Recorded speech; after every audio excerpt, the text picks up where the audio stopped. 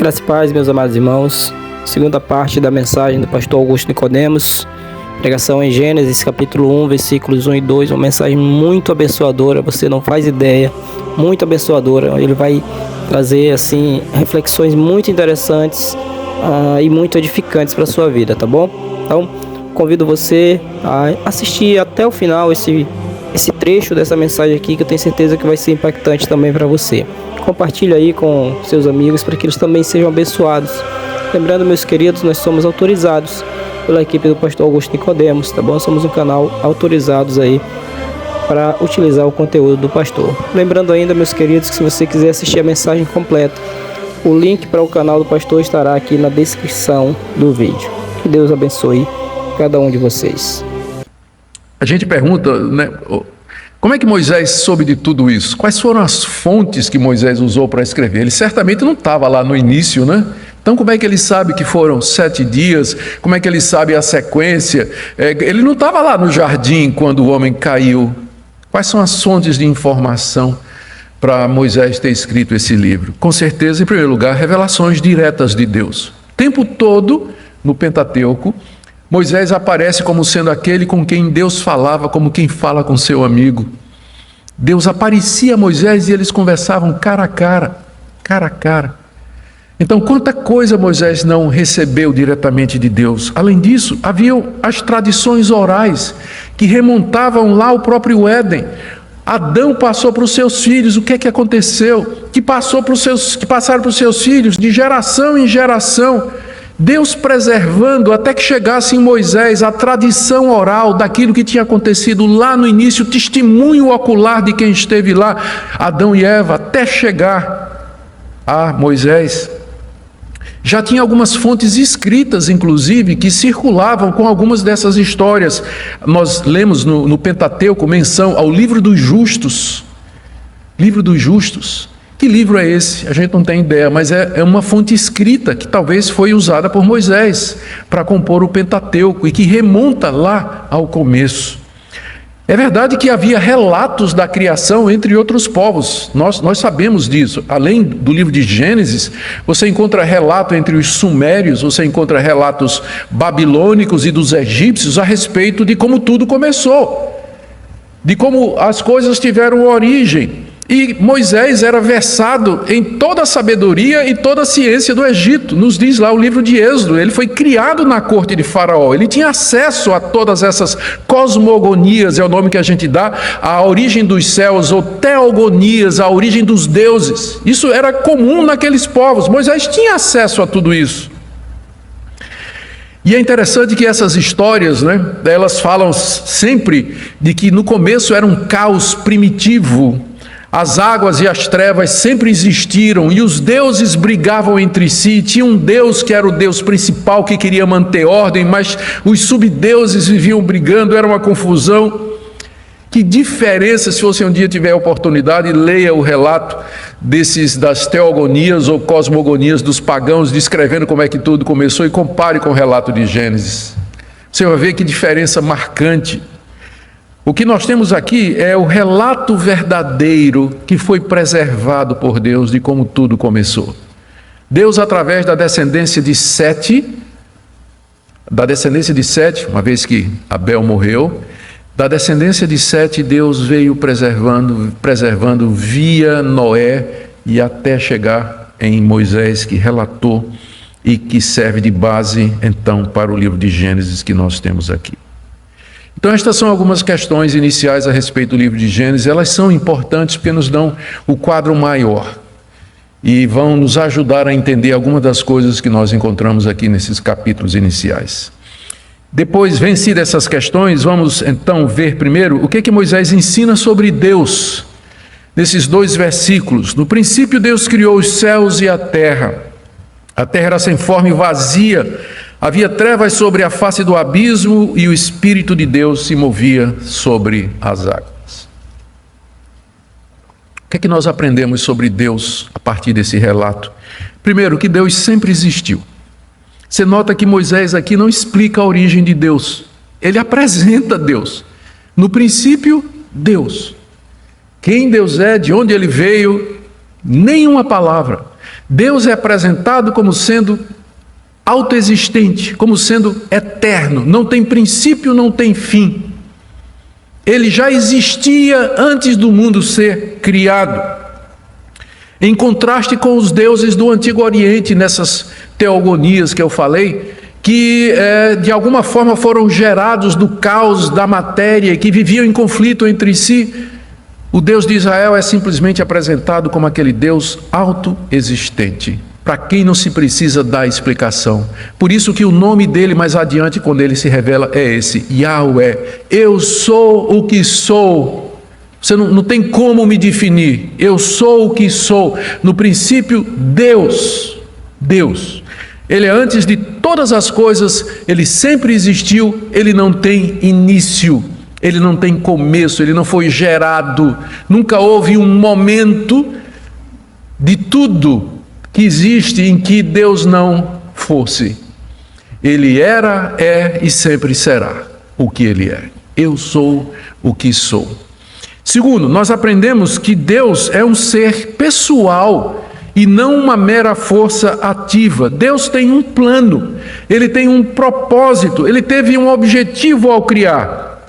Ele não criou tudo que existe por mero capricho, como a gente vê nessas teogonias e cosmogonias pagãs. Ele tinha um alvo, porque Moisés diz aqui, no princípio, Deus criou. Se tem um princípio, é porque tem um fim. É porque tem um propósito, tem um objetivo, senão não faz sentido falar em princípio. No começo, Deus criou todas as coisas, mas ele criou então com algum objetivo, porque se tem um começo, tem um fim. Logo, Deus não é uma força impessoal, uma força ativa que está operando no meio da criação. O mundo não é regido por o acaso, por sorte, por azar, por destino, mas há um Deus que sempre existiu e que criou com um propósito. Terceira coisa que a gente aprende aqui, que esse Deus é todo poderoso e autor do mundo. Tudo que existe foi criado por ele. Essa expressão, no princípio Deus criou os céus e a terra, é a maneira hebraica de dizer a realidade. O mundo que você pode ver e o mundo que você não pode ver. Tudo que existe, os céus lá em cima, a terra aqui embaixo, o sol, a lua e as estrelas, o sol, você contempla a noite e as estrelas, foi Deus que fez tudo.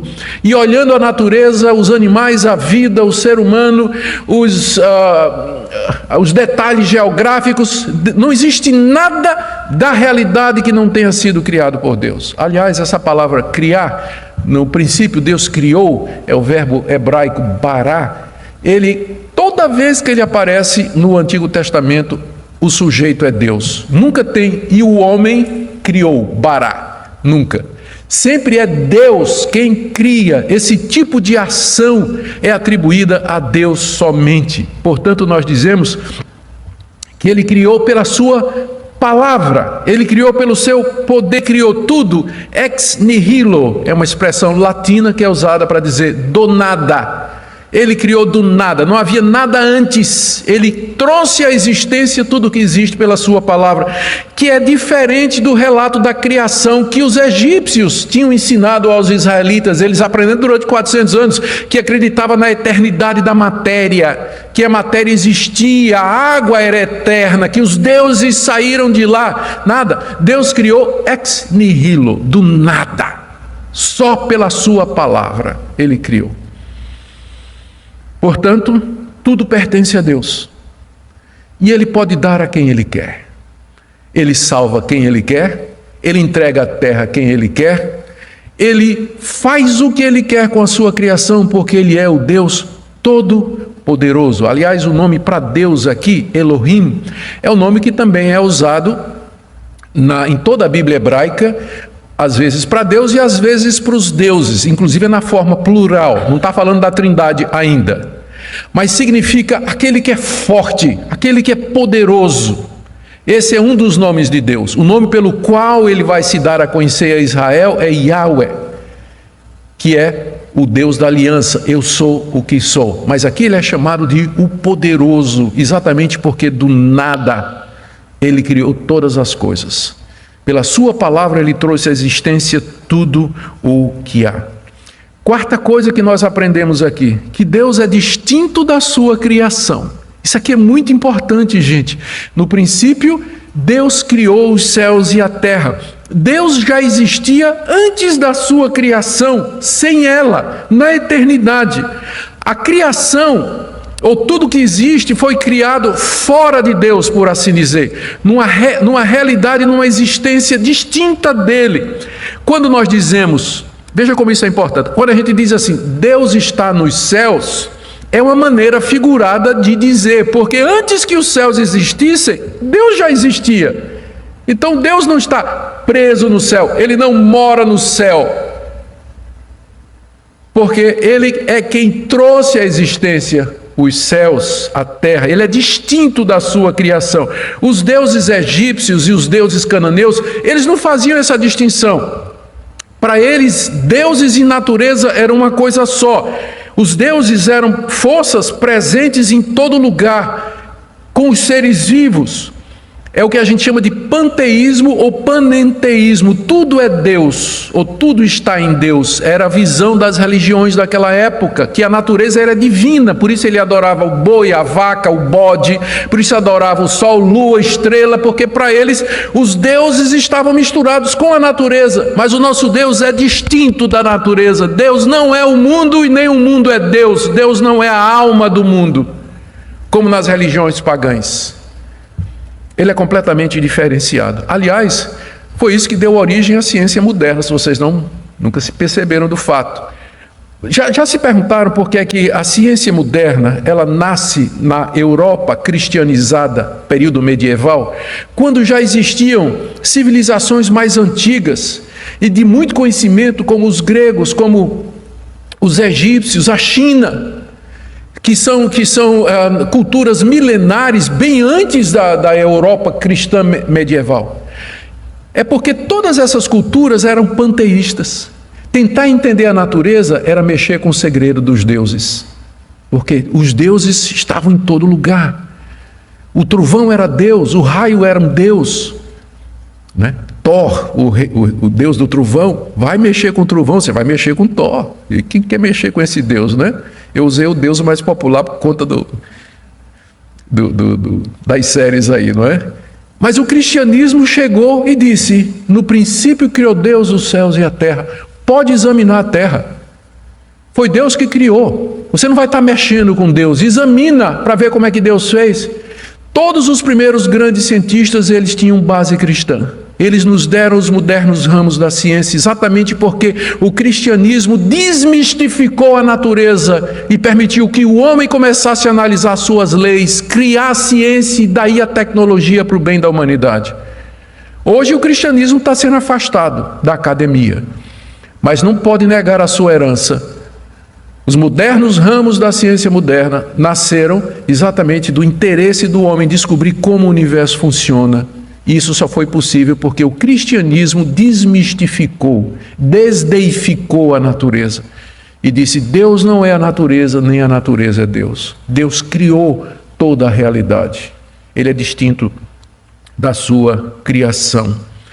E é por isso, agora, uma implicação para a época de Moisés, que Deus não aceita ser adorado através da natureza. Por isso que ele diz que não quer imagem. Por isso que você não pode fazer representações de Deus. Você não pode adorar um bezerro de ouro como se fosse Deus. Você não pode adorar o sol como se fosse Deus. Você não pode adorar a lua como se fosse Deus. Você não pode adorar o homem como se fosse Deus, porque ele é distinto da sua criação. Importante esse ponto, para você entender o cristianismo. Por que nós somos monoteístas e não temos imagens? É exatamente pela noção de Deus, por conta desses versículos aqui no início de tudo.